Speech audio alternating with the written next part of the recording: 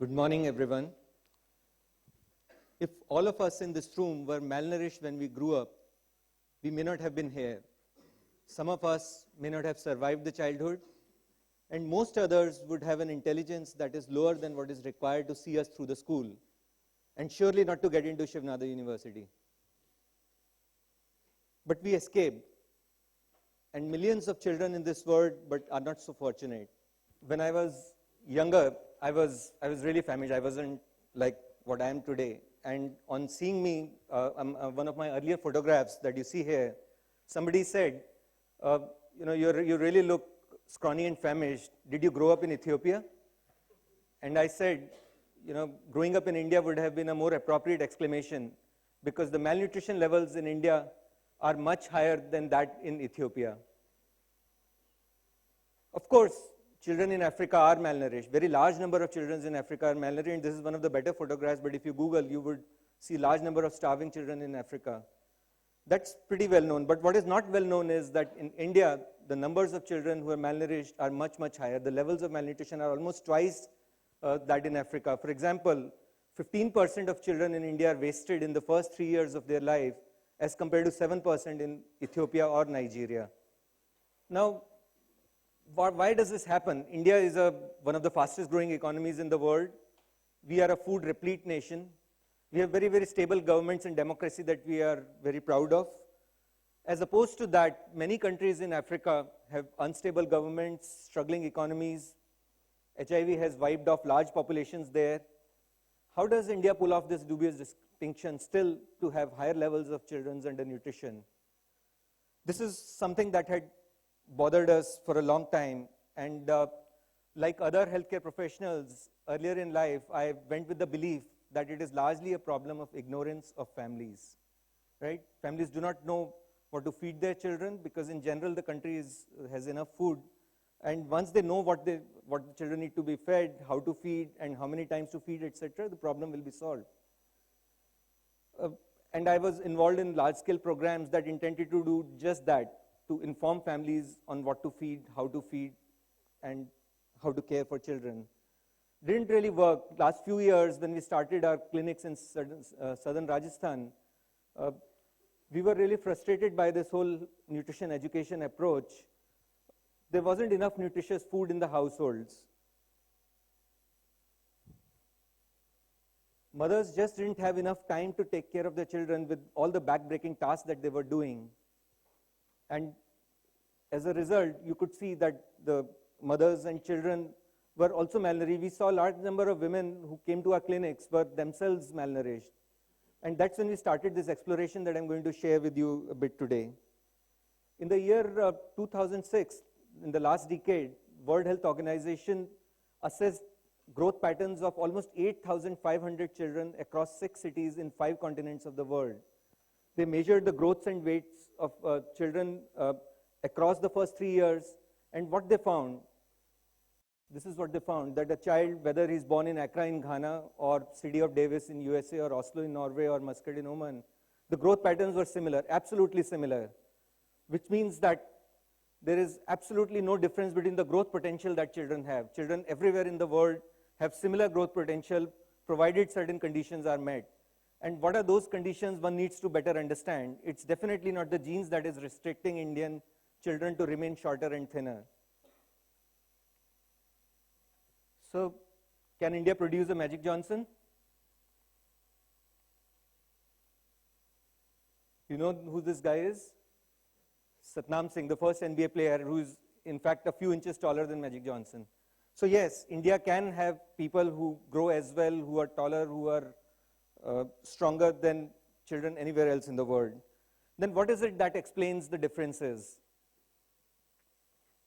The first thing that comes to the mind is that, as you know, the mothers who are better nourished themselves are likely to produce better nourished babies, and poorly nourished mothers are likely to give birth to poorly nourished babies. So, some facts. Rural Indian women in general do eat much less than what is required to stay nourished and healthy. They eat on an average 550 calories lower and 13 grams lesser protein. Is it different in Sub Saharan Africa? On the surface, it looks similar. The amount of calories that they ingest is largely similar, but whether women are in Sub-Saharan Africa or in India. But when it comes to protein, there is a huge difference. Sub-Saharan African women tend to eat much larger amounts of protein, and that's largely because of much higher consumption of meat and fish, which not only provides better quality protein, but also does so at a much lower cost. And that makes a huge difference, and that's what results in African women being almost 6 centimeters taller than their Indian sisters, and almost 2 points higher in their body mass index.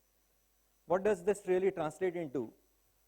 It translates into almost 30% of Indian children, almost 1 in every 3 children who are born in India are born undernourished at birth, as compared to almost 14% in Africa. So that's what really explains the difference. It's really a bad start in life that accounts for these differences in undernutrition levels.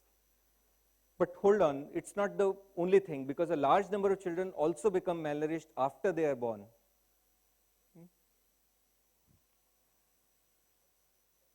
In the first few years of life, it is the care that makes a huge difference, and the care depends quite a bit on the caregiver, mother in most cases.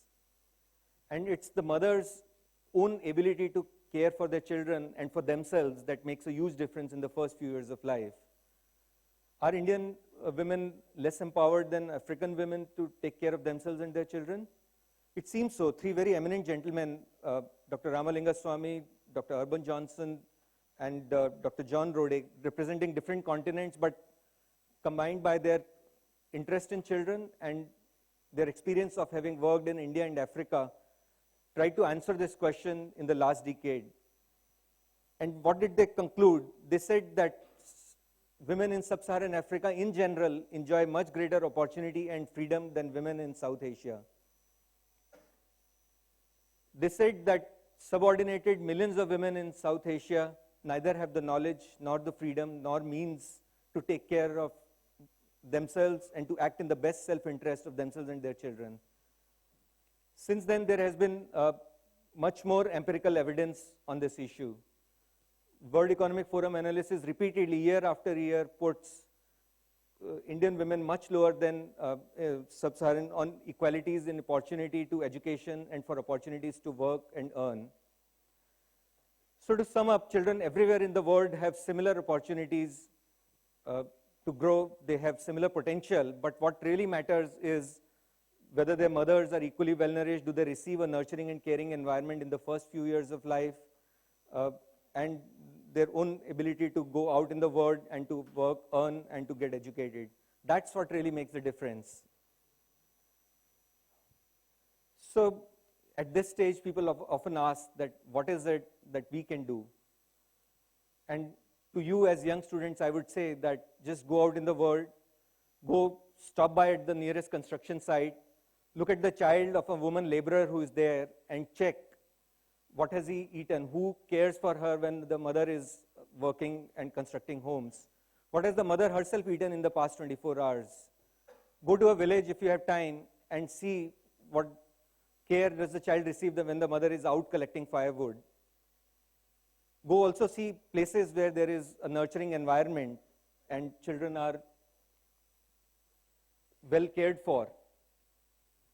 Why is it that all disadvantaged children who require such care are not in such places? And then if somebody tells you that undernutrition can be treated by a pill or a magic bullet, tell them that you know better. And if somebody says that economy can grow when half of Indian children and 1/3 of adults are malnourished, tell them that you know better. Go out in the world, go discover it for yourself, and find your own moorings. Good luck.